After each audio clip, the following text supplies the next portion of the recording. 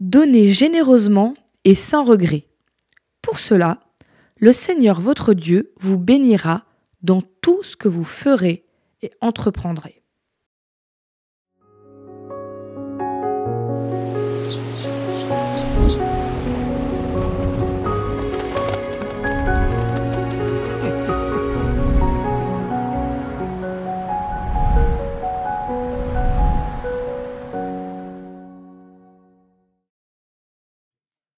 Nouvelle incroyable que je te donne, un jour, j'ai grandi.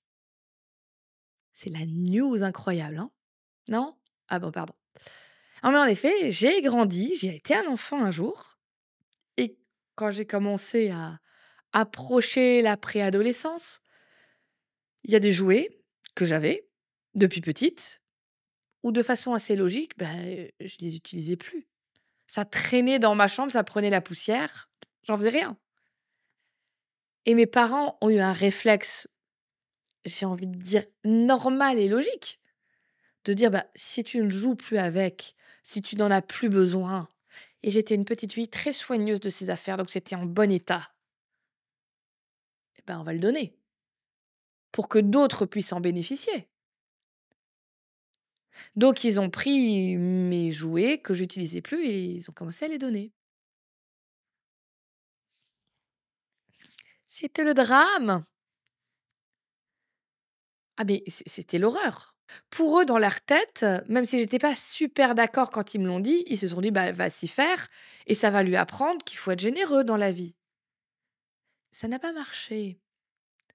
Moi, la seule chose qui m'était restée sur le coup, c'est, heu, planque tes affaires parce que sinon quelqu'un peut te les prendre, te les voler et les donner à quelqu'un d'autre. Et je pense que ma maman a vu qu'il se passait quelque chose, que ça il y avait un blocage. Du coup, elle a pris le temps de se poser avec moi, de m'expliquer que j'avais beaucoup de chance, que j'étais une privilégiée, que, il y avait du bonheur à donner. Elle a vraiment pris du temps jusqu'à ce que je comprenne. C'est un grand mot, comprendre. Je suis pas sûre qu'à cet âge-là, j'étais vraiment capable de comprendre qu'est-ce que c'est l'injustice de ce monde, mais un peu quand même.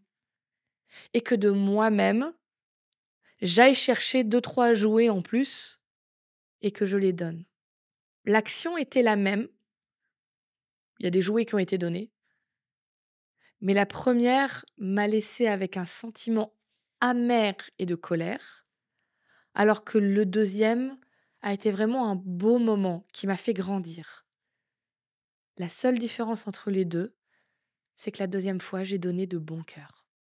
J'ai donné de moi-même, sans être forcée de quoi que ce soit. Et je pense que c'est pas pour rien que Dieu dit: «Donnez de bon cœur, donnez généreusement et sans regret». Dieu nous oblige à rien. Dieu nous met pas le pistolet sur la tempe en disant: «Donne, donne parce que sinon attention à toi, tu vas être puni, hein». C'est pas le style de Dieu. Par contre, il nous invite à essayer de comprendre pourquoi c'est beau de donner. Pourquoi c'est beau de se dire que si j'ai un peu de chance, je veux le partager avec les autres. Parce qu'il sait que quand on rentre dans cet état d'esprit, qu'on donne de l'argent peut-être, mais de son temps, son sourire, sa bonne humeur, son énergie, ses conseils, son temps, il y a quelque chose de très doux, de très beau et de très exaltant aussi qui arrive dans nos vies. Vous connaissez, il y a plus de bonheur à donner qu'à recevoir. Ah ouais, il y a plus de bonheur à donner volontairement et sans regret qu'à recevoir.